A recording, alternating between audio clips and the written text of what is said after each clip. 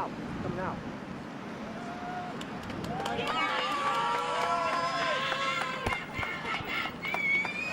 Come down. Right here at the mic.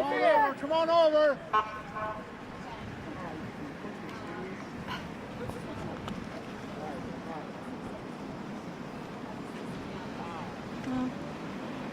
Bad karma.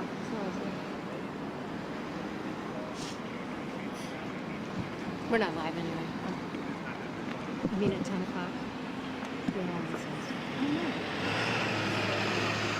Have you ever, I don't know I've not been in my room before. It's just kind of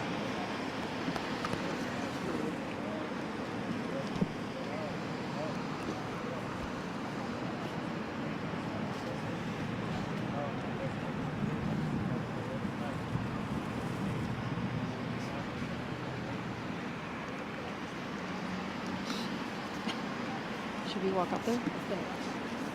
Huh? All right, Darian, we're ready for you. Over here. Darian.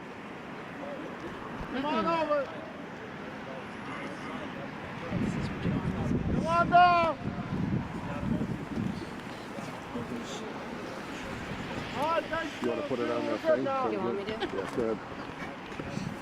Thanks, Delta.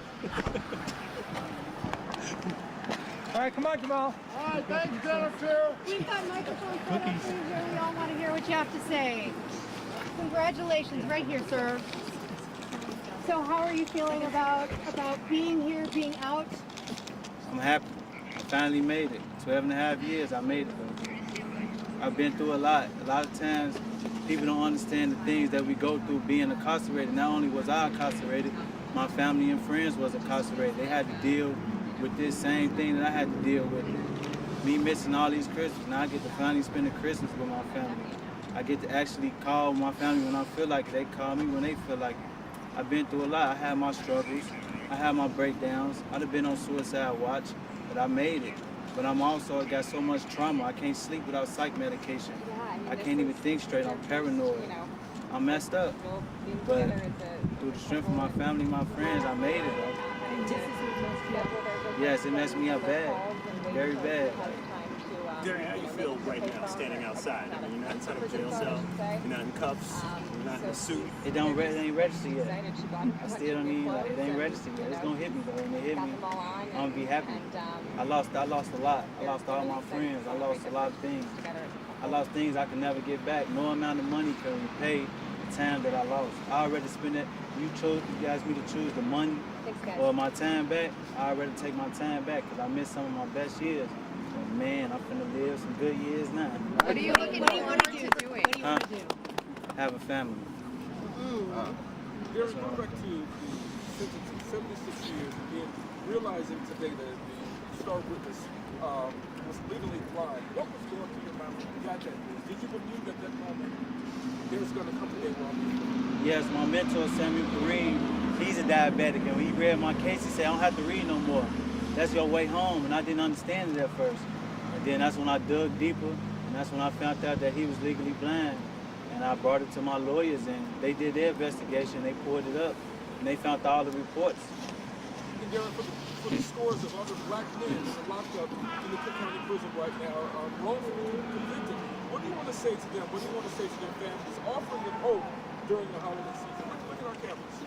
The way I made it, everybody else can make it. My fight don't stop here.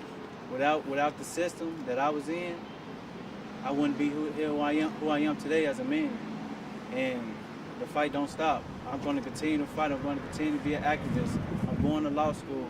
I got to expose what's really going on. When I sit down with a real interview, I can sit down and tell y'all the things that I've been through, the racism, the way we was treated. We treated like animals. I had to act like savages. I played with feces. I was hungry, so that's the only way we could eat. When you playing with feces just to rob somebody, just to eat. It's sad. It's crazy. That's the way to eat. You know, Jimmy Soto was there today, 40 plus years. Jimmy Soto. Here. Yeah, he had some powerful things to say. Jimmy, you spent a long time in there. You had a 76-year sentence. How are you feeling standing next to the man who went through, you guys met in prison, I believe, Yeah, right? we met in Stateville, yes. Yeah, tell me how what this moment is like and not behind bars. Man, it feels unreal, but it's real, and our fight don't stop. We're gonna continue fighting for everybody else that's locked up, for all the black mothers that have to go through this because they the main ones that suffer, the black mothers. We go into the system, look at the symbol of justice. That's how we enter the system as black men, blind to the things that we have to go through. The scale is tipped in the favor of the prosecution. I'm fighting for my life. I'm fighting for my life. Why is the scale in favor to them? Why isn't it an even fight? I'm supposed to be judged by a jury of my peers. You put 12 people on the stand and never step foot on the south side of Chicago. How they gonna know what I've been through? How they gonna understand my situation? When I was in Menard, all they say, oh, just because you're legally blind doesn't mean that you're not guilty. Those are the same people that's put on the stand to judge me. And that's what we gotta go through. And we gotta fight for our lives. We're supposed to be innocent to proven guilty, but we're guilty to proven innocent. And the fight is long. I got my fight over with because of my mentor, Samuel Kareem. He stayed on me every day in that cell. He made sure I did it. He challenged me in everything, and everything he beat me in. He's old, but he beat me in everything, you know. And then Michael Sullivan taught me how to be a man as well. So with those two guys, people say they're menace to society. They're not deemed to be out. Michael Sullivan is wrongfully convicted. He been going 28 years. Why doesn't nobody help him home? Why is it that he still has to suffer through everything? Samuel Kareem, he was defending himself. 4 people was coming to kill him, and he defended himself. Why is he still locked up? I was in the cell with a man on death row. Sometimes you don't even know how they feel to be in the cell with somebody that I know don't supposed to be here. But that man that was here, that's why I'm here right now. And I'm gonna fight for him. Him and Michael Sullivan are my #1 priority. Does your mom want to say anything? You talked about the mothers. And what is going through your heart, your mind? I'm at a loss for words. I'm just so excited. But I want to tell the families, please do not stop fighting. For all the inmates, hold your head and please stay in those law books. This is living proof. Don't stop fighting. You can come home one day. Jimmy, what is this moment like? Because you said something earlier, now you get to stand next to Darren.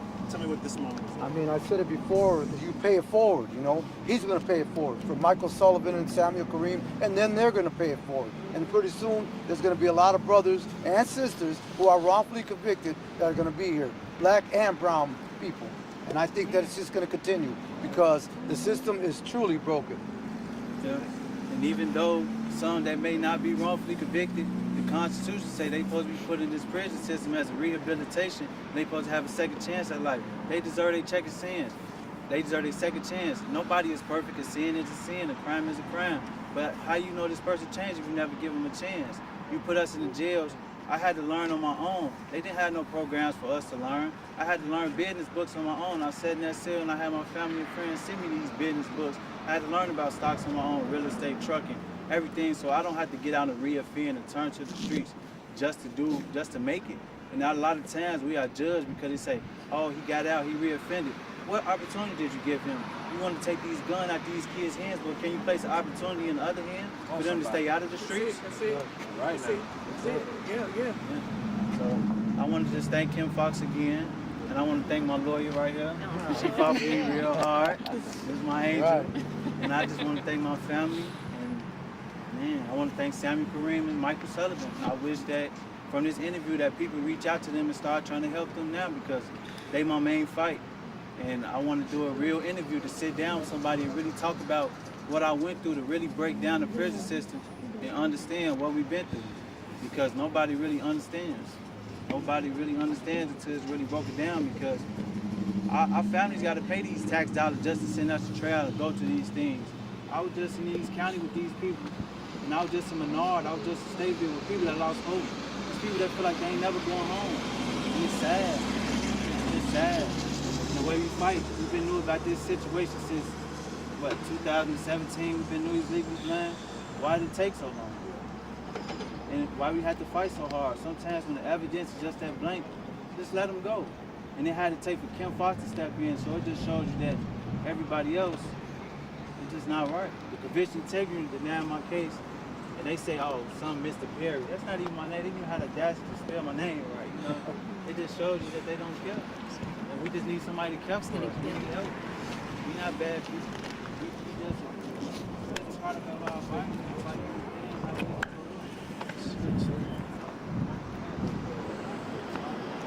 Let's just